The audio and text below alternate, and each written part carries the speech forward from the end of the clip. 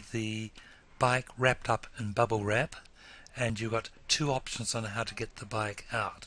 The first one is to tip the box right on one side, and then you can just slide the bike out without lifting it. Just keep on going down like that, or the option that I'm going to do, I'm going to lift it out. Do remember it's 28 kg, so only do this if you can lift that out. Now let's get rid of this box out of the way so we can concentrate on getting the bike together and get out on the road. Turn it round, and now let's lift off the bubble wrap. And there's the bike there for you. Now it's folded up, and you can see how small they fold up, and for shipping they tie it together with cable ties, and so that's what I'm going to do now. I'm going to look for the cable ties and cut them with a pair of angle cutters. That's the safest, and then we'll be able to carry on putting the bike together. Right, that's cut. Now let's have a look to see if there's any other cable ties holding it together, and on this time there's not, so that was easy. Let's get rid of the angle cutters and carry on unfolding the bike.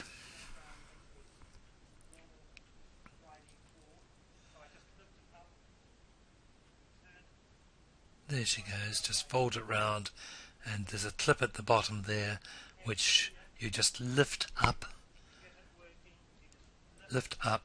and it will turn it round and it will clip the bike together and keep it in one piece.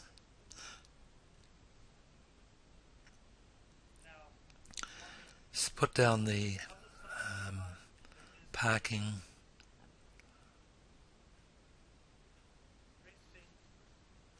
thingy, and that lets the bike stand by itself. I don't have to try to balance it.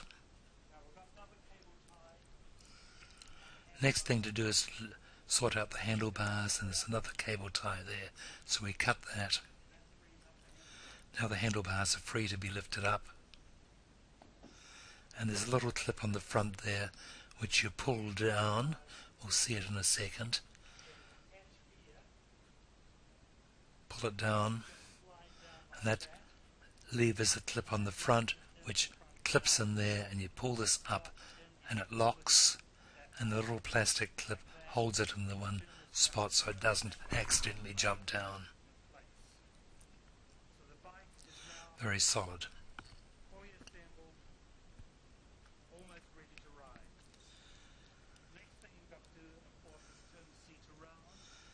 Next thing we're going to do is turn the seat around, so we'll undo the bracket that's holding the seat together.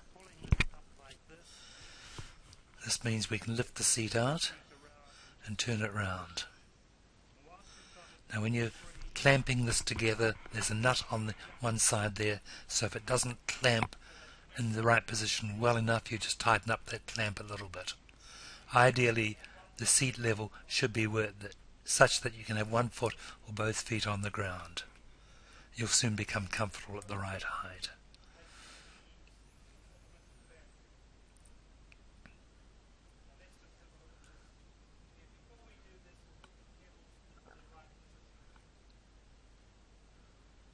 Now we'll sort out the pedals. They're folded at the moment, so we'll put them into straight. Not very sharp, but it will come. Ah, they're sharp now.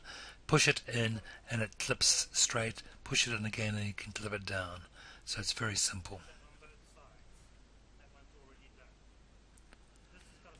You've got a 6-speed gear here, which is a standard sort of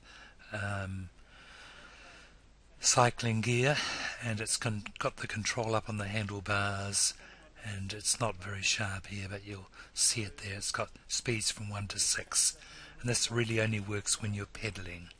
When you've got the motor on and the motor's doing the driving, this doesn't have any effect whatsoever.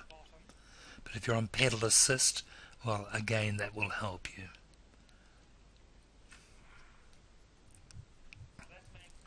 You can see me testing out the motor with the wheel spinning.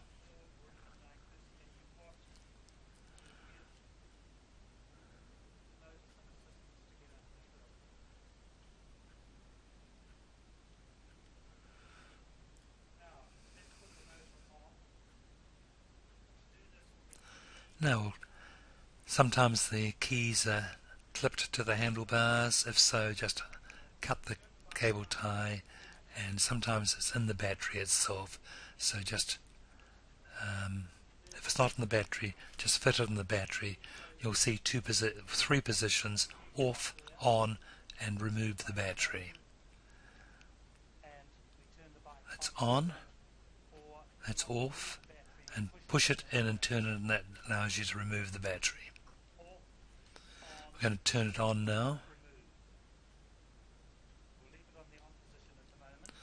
and we'll push this little red button on the top of the battery. That will tell us the condition of the battery. In this particular case, 3 of the 4 lights have lit up, so that means it ideally should be charged. And of course, this bike's come straight out of the box from China, so I'm pulling them all out as they arrive and charging them for 20 to 30 minutes until the green light comes on, and then it's correct. And you do this once a month if you're not using it. There's a little light down the front there, and it's got an on-off switch on the top of the light. A little bit soft there, but the switch is still there. Then on the back you've got a tail light. The front light runs off the bike battery. This one runs off a battery that's built inside it. Sometimes there's a little plastic piece on the left hand side there which you've got to pull out. That's on the battery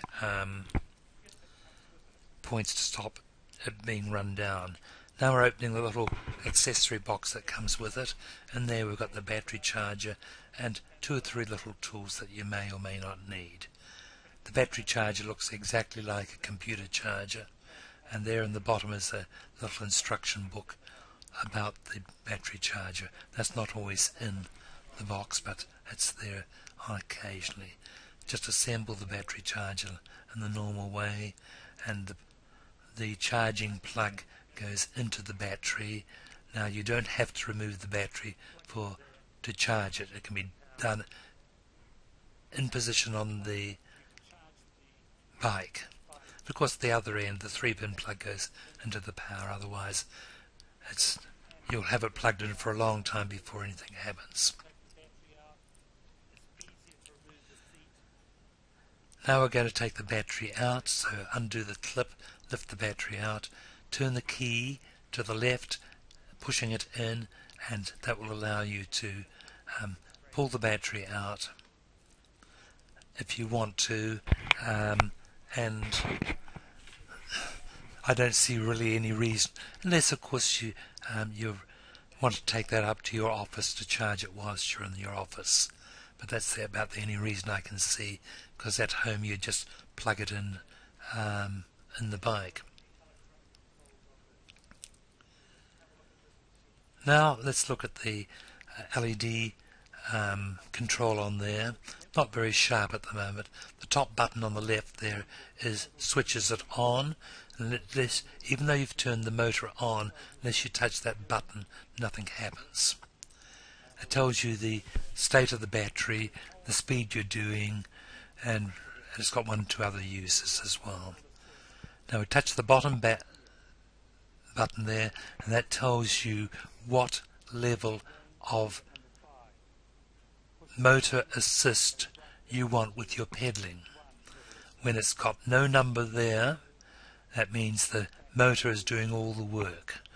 With this pedal assist, nothing happens till you start pedaling, and then it helps you. You've got a throttle control here, which is just a little lever you just touch with your thumb, and that gets the switches the power onto the motor, and there it's spinning even though it's out of focus. Now there's one big advantage with this, because you can just give this switch little flicks like I'm giving it now, just like that.